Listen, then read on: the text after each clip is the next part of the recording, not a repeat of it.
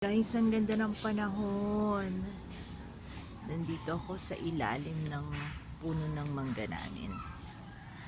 Dami na naman syempre as usual nalaglag na mga dahon.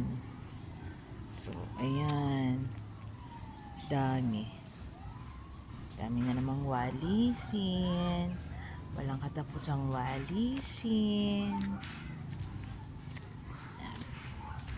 Kawawalis ko lang ng umaga, ayun na naman, may mga dahon na naman na nalaglag.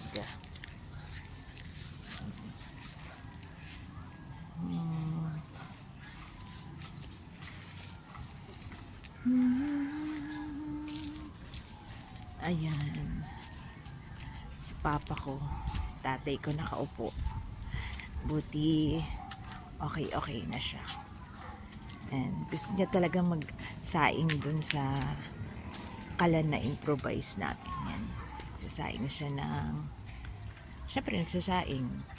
Kanin, ayun. Yan si tatay.